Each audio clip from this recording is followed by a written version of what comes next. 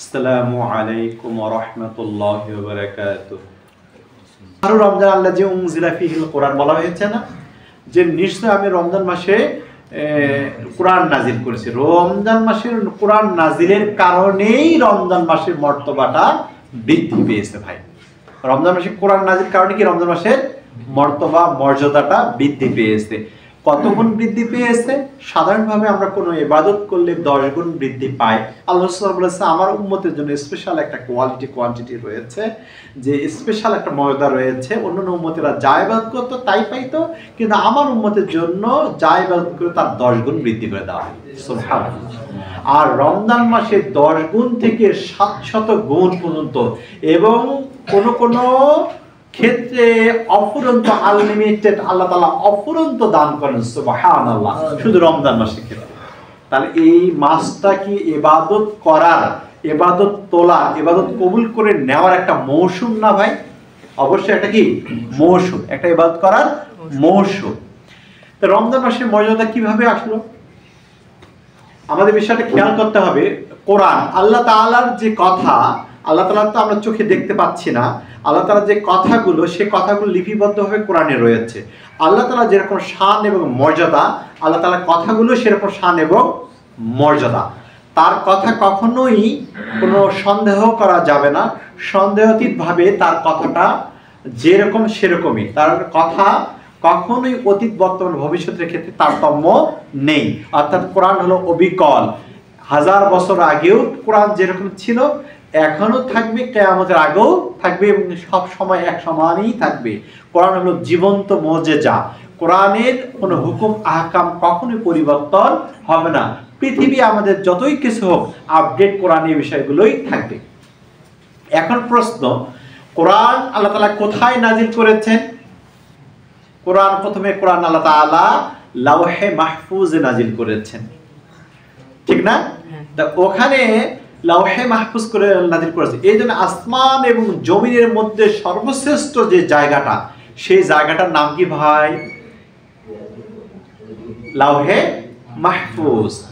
তা আল্লাহ তাআলা কত সুন্দর করে বলতেছেন যে পৃথিবীতে শুধু নয়, জমিনে নয়, আসমানে নয়, পুরো বিশ্ব জাহানের মধ্যে লাওহে মাহফুজে কোরআন আমি নাজিল করেছি। একবারে এই 1 বছর, 2 বছর, 3 বছরে না, পুরো কোরআনটা আমি নাজিল করেছি 23 বছরে না, পুরো নাজিল করেছি একবারে লাওহে মাহফুজে। এই কারণে লাওহে মাহফুজকে সর্বশ্রেষ্ঠ জায়গা হিসেবে চিহ্নিত করা হয়।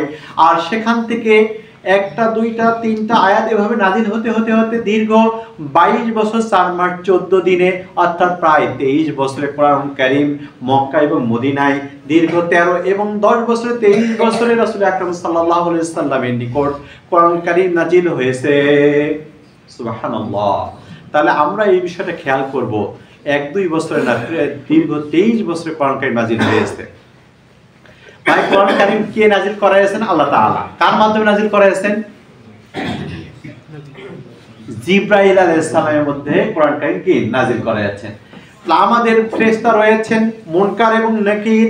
মুনকার নকির রয়েছে হলো কবরে যখন প্রশ্ন করা হবে, মান রব্বুকা মান দীনুকা মান নাবিয়ুকা। অনুরূপভাবে আমাদের কেরামান এবং কাতিবিন 2 ফেরেশতা আমাদেরকে প্রশ্ন করবে এবং লিপিবদ্ধ করবে, লিখে রাখবে।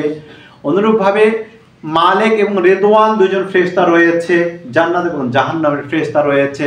অনুরূপভাবে জিবরাইল আলাইহিস সালাম, মিকাইল আলাইহিস সালাম, ইসরাফিল আলাইহিস সালাম এবং আজরাইল আলাইহিস সালাম 4 জন ফেরেশতা সর্দার রয়েছে। সকল ফেরেশতাদ্বয় রয়েছে, মানুষ যা রয়েছে, জিন যা রয়েছে, তার থেকে লক্ষ লক্ষ কোটি কোটি গুণ বেশি রয়েছে ফেরেশতা। সমস্ত ফেরেশতাদের সর্দার সে হলো জিবরাইল আলাইহিস সালাম। কেন ভাই বলেন তো? শুধু একটি কারণে, জিবরাইল আলাইহিস সালাম কোরআন নাজিল কি করার ক্ষেত্রে বড় ভূমিকা রেখেছেন। তিনি বার্তাবাহক ছিলেন, আল্লাহর পক্ষ থেকে কোরআন নিয়ে এসেছেন। এই জন্য সকল ফেরেশতাদের মধ্যে শ্রেষ্ঠ ফেরেশতাকে জিবরাইল আলাইহিস সালাম। ভাই বুঝে আসছে? এখন বলেন ভাই, আমাদের অনেকগুলো নবী রয়েছেন। মুসা আলাইহিস সালাম এত পাওয়ারফুল নবী ছিলেন, তাকে আল্লাহ তাআলা এত শক্তি দিয়েছেন। কোন কোন রিওয়ায়াতে রয়েছে, এগুলো হাদিসের গ্রন্থে না, মূলত একটা ইতিহাসের গ্রন্থে, তাকে 1600 যুবকের শক্তি দেওয়া হয়েছিল মুসা আলাইহিস সালামকে। তিনি এক ব্যক্তিকে একটা চড় মেরেছিলেন, সঙ্গে সঙ্গে ওই ব্যক্তি ঘুরতে ঘুরতে ঘুরতে মারাই গিয়েছেন। এত শক্তিশালী ছিলেন মুসা আলাইহিস সালাম। হযরত ঈসা আলাইহিস সালাম এত পাওয়ারফুল ছিলেন যে তিনি শুধু কুম বিইজনিল্লাহ, আল্লাহর হুকুমে ওঠো, সঙ্গে সঙ্গে কবর থেকে মানুষ জাগ্রত হতেন আল্লাহর হুকুমে। আর তিনি কোন কুষ্ঠ রোগীকে একটু হাত বোলাইয়ে দিতেন, সঙ্গে সঙ্গে কুষ্ঠ ব্যাধি রোগী ভালো হয়ে যেত। কোন যদি টাকালাম ব্যক্তিকে মাথা মুছাইয়া দিতেন, সঙ্গে সঙ্গে ওই ব্যক্তি ভালো হয়ে যেত। এমনকি তিনি যদি কোনো রোগগ্রান্ত কুষ্ঠ রোগী এবং যে কোনো ব্যক্তিকে যদি দোয়া করে দিতেন, সঙ্গে সঙ্গে ভালো হয়ে যেত। এত পাওয়ারফুল নবী ছিলেন। সেই পাওয়ারফুল নবীকে আল্লাহ তাআলা সর্দার নবী বানান নাই। এভাবে দাউদ আলাইহিস সালাম, সুলাইমান আলাইহিস সালাম, ইব্রাহিম আলাইহিস সালাম, নূহ আলাইহিস সালাম, আদম আলাইহিস সালাম, অসংখ্য নবী রয়েছে, 1,24,000 নবী রয়েছে। তারা কেউ সর্দার না। কারণ আল্লাহ তাআলার কোরআন কারীম, যদিও আল্লাহ তাআলার কথাগুলো তাওরাত, জবুর, ইনজিলে রয়েছে, কিন্তু কোরআনের মর্যাদা এমন মর্যাদা, এই কোরআন যেহেতু মুহাম্মদ সাল্লাল্লাহু আলাইহি ওয়াসাল্লাম নাজিল হয়েছে, এই জন্য মুহাম্মদ সাল্লাল্লাহু আলাইহি ওয়াসাল্লাম পৃথিবীর সকল নবীদের সর্দার নবী।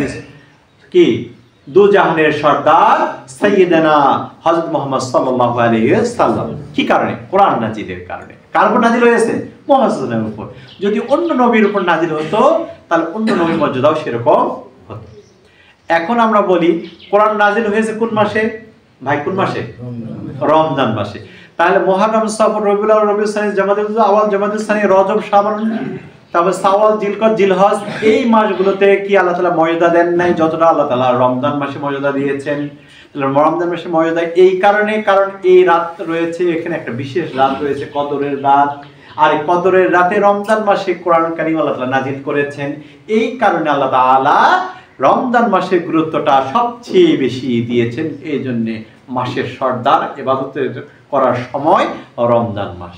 তার কোরআনের কারণে এই মর্যাদাগুলো বৃদ্ধি পাচ্ছে। কার কারণে ভাই? কোরআনের কারণে।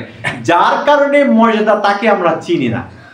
অন্য বিষয়গুলো নিয়ে আমরা কি, যিনি বিদেশ থেকে টাকা পাঠিয়েছেন কোনো মানি অর্ডারে অথবা ব্যাংকে অথবা বিকাশে অথবা পাঠিয়েছেন, কে পাঠালো আমরা দেখি না। পিয়ন যদি চিঠি পাঠায় বা টাকা মানি অর্ডারে দিয়ে রেখে দেয়, পিয়নকে যদি আমরা সালাম করি, শ্রদ্ধা করি, তুমি আমাকে এত টাকা দিলে, 1 লক্ষ টাকা, তাহলে আমাদেরকে পাগল বলবে না ভাই?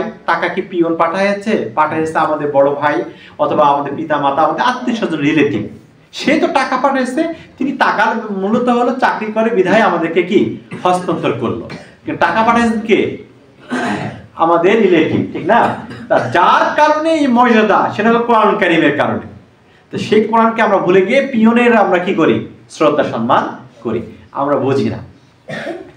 অনুরূপ ভাবে দেখেন ভাই, আমরা একটা জিনিস খেয়াল করি যে আল্লাহ তাআলা আমাদের তার সমস্ত রাতগুলো রয়েছে, সমস্ত রাতগুলোর মধ্যে সর্বশ্রেষ্ঠ রাত হলো কদরের রাত।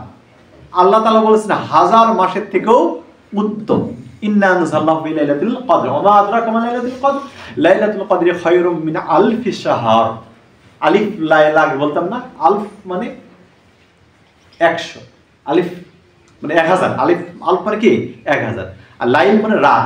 1000 রাতের কাহিনী বলতো ওই আলিফ লাইলা ঘটনা ঘটতো আগে সিনবাদের। তাহলে আলী এখন আলফুন নাহার মানে হলো 1000 রাত। 1000 কি রাত, মানে 1000 মাসের থেকে, আলফি শাহর মানে শাহর মানে কি মাস। তাহলে 1000 মাসের থেকে কি উত্তম হলো এক রাতে ইবাদত, আল্লাহর কাছে বেশি পছন্দনীয়। কেন ভাই? ওই রাতে কোরআন নাজিল করেছে, এই কারণে মর্যাদাটা, ওই কারণে কি মর্যাদা, এই বিষয়টা খেয়াল করতে হবে। তাহলে এভাবে ভাই আপনাদের পৃথিবীর মধ্যে সর্বশ্রেষ্ঠ শহর কোনটা? মক্কা এবং মদিনা। কারণ মক্কা এবং মদিনা কি কোরআন নাজিল হয়েছে। তাহলে আপনার ওয়াশিংটন ডিসি, দিল্লি বা আপনার কি প্যারিস অথবা কি আপনার যে সিডনি অথবা আপনার হলো মস্কো অথবা আপনি লন্ডন, যে জায়গায় আপনি যান না কেন, এগুলো হলো সাময়িক অট্টালিকা, কিন্তু এগুলোর সৌন্দর্য, ইসলামী যে ভাবধারা, ইসলামী যে বিষয়গুলো কোরআন নাজিল হয়েছেন, এই শহরগুলোতে হয়েছে না মক্কা মদিনা হয়েছে? মক্কা মদিনায় বিশেষ বিশেষ জায়গা রয়েছে যেগুলো ইবাদত করলে আল্লাহ তাআলা বিশেষ বিশেষ সওয়াব দান করেন। সুবহানাল্লাহ। বিশেষ বিশেষ স্থান জায়গা রয়েছে। মক্কা শরীফে কেউ যদি 1 রাকাত নামাজ পড়ে বাইতুল হারামে, তাহলে অন্য জায়গায় অর্থাৎ এই মসজিদ সহ যে কোনো মসজিদে 1 লক্ষ রাকাতের থেকেও আল্লাহ তাআলা ওই কাবা শরীফে 1 রাকাত নামাজ পড়ার সওয়াবটা বেশি দান করেন। সুবহানাল্লাহ। তাহলে ওই জায়গাটার গুরুত্ব অনেক বেশি মক্কা মদিনা। কারণ কি কারণে ভাই? ওই এলাকায় কোরআন নাজিল হয়েছে। কথাটা বুঝে আসছে ভাই? তাহলে দেখেন ওই আল্লাহ তাআলা লাওহে মাহফুজে কোরআন নাজিল করেছেন। আল্লাহ তাআলা কি করেছেন? রমজান মাসে জিবরাইল আলাইহিস সালাম, আল্লাহ মুহাম্মদ সাল্লাল্লাহু আলাইহি সাল্লাম, তারপরে কি কদরের রাত, তা মক্কা মদিনা, শুধু কোরআনের কারণে। এই মাসটা আমরা তাহলে কোরআন কারীম এই মাসে যদি আমরা পড়ি, কোরআন কারীম যদি আমরা যোগ্যতা অর্জন করি, কোরআন কারীম অনুযায়ী আমরা চলি, জীবন গড়ি, আমাদের সন্তানকে যে পাঠদান করি এবং সে অনুযায়ী চলি, তাহলে সে বিষয়টা কত গুরুত্বপূর্ণ পাবে? অনেক গুরুত্বপূর্ণ। অর্থাৎ 10 জন ব্যক্তি নিয়ে যদি যত লেখাপড়া করুক, সিনায় যা থাকবে, আর একজন ব্যক্তি যদি কোরআন তার সিনায় থাকে, তাহলে সেই ব্যক্তির মর্যাদা আল্লাহর কাছে বেশি প্রিয়।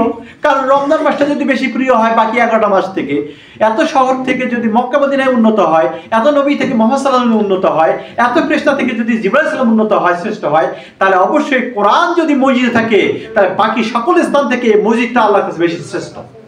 ঠিক কিনা ভাই? তাহলে এই কোরআন যিনি কথা বলেন, কোরআনের কথা দাওয়াত দেন, কোরআনের কথা বলেন, কোরআনে আলোচনা করেন, কোরআন তেলাওয়াত করেন, তো সেই ব্যক্তির কথা আল্লাহ তাআলা সবচেয়ে বেশি কি পছন্দ করেন? কোরআন যে টেবিলে রাখবে সেই টেবিলটার স্থানটাও সেই মর্যাদাশীল। কোরআন যে ঘরে আছে সেই ঘরটাও বেশি উন্নত। কথা বুঝে আসছে ভাই? তাহলে কোরআন যিনি তেলাওয়াত করবেন, কোরআন যিনি পড়বেন, কোরআন যিনি আলোচনা করবেন, তার মর্যাদা সেরকম শ্রেষ্ঠ হবে। সেক্ষেত্রে আমি বললাম রমজান মাসে আমরা কোরআন তেলাওয়াত করার পরিকল্পনা করি। প্রতিদিন যদি আধা ঘন্টা থেকে 1 ঘন্টা যদি আমরা কোরআন তেলাওয়াত করে চেষ্টা করি, ধীরে ধীরে ধীরে পড়ি, একটু সময় নয় বেশি লাগবে। এভাবে যদি আমরা আসর থেকে মাগরিবের একটা সময় নির্ধারণ করি, অথবা ফজরের পর যদি আমরা সময় নির্ধারণ করি, তাহলে কি করি আমরা এই 30 দিনে 30 খতম, অর্থাৎ 30 পারা কোরআন শরীফ যদি পড়ি, তাহলে 1 খতম আমাদের কি হবে? কোরআন তেলাওয়াত হবে। হবে কি না ভাই? হবে না? যারা হেফজ মাদ্রাসায় পড়ে তারা তার বেশি পড়বে।